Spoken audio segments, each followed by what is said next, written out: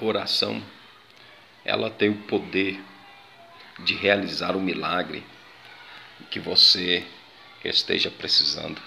Jesus orou e logo após o milagre aconteceu. Ora, e o milagre vai acontecer. Queremos meditar também sobre os dois tipos de orações que é apresentada a nós em Lucas, no capítulo 18, versículo 9, versículo de número 14. Primeiro, a oração do fariseu. Segundo, a oração do publicano. A oração do fariseu é aquela oração do alto engrandecimento, ele engrandecendo a si mesmo acerca dos seus próprios atributos. A oração do publicano é aquela oração de humildade, de desmerecimento das bênçãos do Senhor. Deus conhece cada um de nós. E Deus se alegra quando alguém faz como publicano. Reconhece que não é nada e que precisa que Deus lhe conceda a graça, que Deus lhe conceda força para continuar prosseguindo. Quantos hoje estão achando que vão angariar vitórias fazendo a oração do fariseu, a oração do auto-reconhecimento? Eu fiz isto, eu fiz aquilo outro e sou merecedor da tua bênção. Não, irmão. Deus já vê o que você está fazendo, o que eu faço. Deus quer que nós nos humilhemos debaixo da sua potente mão, para que ao seu devido tempo Deus nos exalte. Seja um publicano, se humilha diante da potente mão do Senhor e tenha certeza que Deus vai exaltar a sua vida. Não faça uma oração de auto-reconhecimento, faça uma oração de humildade, porque a oração de um coração humilde vai trazer a atenção de Deus para você. Seja humilde em reconhecer que nós não podemos nada sem Ele. E é no momento que essa humildade ela é vista pelo Senhor que nós vamos contemplar o livramento de Deus para com as nossas vidas. Em Daniel, no capítulo de número 6, versículo de número 13, Daniel não foi perseguido porque fazia uma oração de auto-reconhecimento. Daniel foi perseguido porque ele era humilde, porque ele se curvava diante de Deus. 3 vezes ao dia ele se dobrava diante da janela que dava direção para o templo de Jerusalém. E ele orava e buscava a direção de Deus para a sua vida. A oração de joelhos é um meio de humilharmos diante de Deus.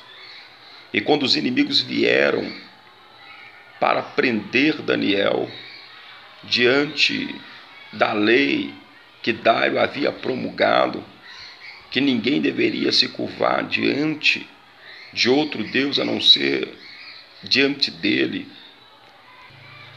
porque nesse edito de Dário todos deveriam fazer a petição a ele. Daniel estava curvado diante de Deus, pedindo a Deus, suplicando a Deus, né?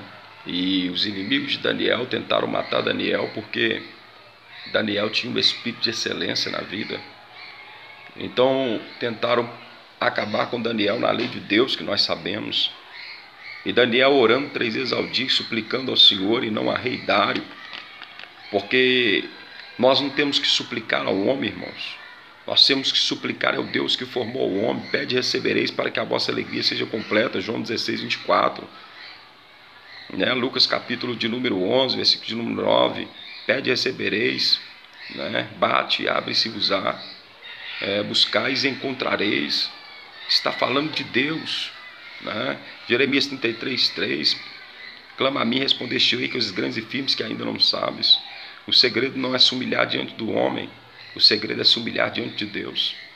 Porque quando nós nos humilhamos, como o publicano fez, como Daniel fez diante de Deus, o edito pode ser publicado por um presidente, o edito pode ser publicado por um deputado federal, estadual, senador, porque quem quer que seja. Meu irmão, enquanto você estiver se humilhando diante de Deus, suplicando Ele, pode ter certeza que Deus vai fechar a boca dos leões. E no final todo mundo vai ter que entender que Deus é Deus na sua vida e não tem meio termo. Deus é contigo. Mas não faça uma oração como a oração do fariseu, de auto-reconhecimento, declarando que você faz, declarando que você é. Não. É Deus que faz. Como Paulo diz em Romanos 11:36, porque dele, por ele e para ele são todas as coisas, glória, pois, a ele eternamente. É tudo para a glória dele, porque sem ele nada do que fez se fez. Nele estava a vida dos homens, como diz João no capítulo 1. Então nós temos que entender que diante de Deus nós temos que estar nos humilhando constantemente para buscar o seu favor, para buscar a sua vontade. Jesus traz um exemplo para a gente muito claro em Mateus 6,6. Se humilha no lugar secreto. Não faça como o fariseu à vista de todo mundo para ser visto, mas vá para o lugar secreto no seu quarto e busca o teu Pai em secreto, e seu Pai em secreto lhe responderá. Nós não precisamos mostrar para as pessoas que estamos falando com Deus. Nós precisamos fazer com que o incenso seja queimado, e depois que toda a fumaça do incenso tomou conta do ambiente, nós entramos no lugar santo dos santos, onde a gente não é visto, mas quem aparece é Deus. Tem muita gente que quer aparecer, mas na verdade a oração respondida não é de quem aparece, é de quem desaparece, para que a glória de Deus brilhe sobre ele. Então o segredo para se manter vitorioso no campo de batalha é orar, mas sabendo como orar. Se mantém em segredo às vezes com Deus, porque há uma oração individual, mas há oração conjunta. E Jesus Cristo nos ensina que essa oração individual, ela é um momento entre nós e Deus, onde Deus revela os segredos exclusivamente a nós outros. Ana orou incessantemente e Ana obteve de Deus a resposta do seu clamor. Em 1 Samuel, no capítulo número 1, ela orava a Deus. Capítulo número 2, ela vai cantar, porque um momento de orar, o outro momento de cantar. Pode ter certeza que o momento de cantar vai vir depois da oração, porque é depois dessa oração em secreto que Deus vai responder para você o milagre. A igreja primitiva, ela é um exemplo para nós, porque a igreja primitiva, ela buscava. A igreja primitiva, ela orava. Em Atos capítulo 2, versículo de 1-42, ela perseverava na comunhão, no partir do pão e nas orações. Nós estamos vendo hoje que quando nos reunimos, nós estamos esquecendo do principal.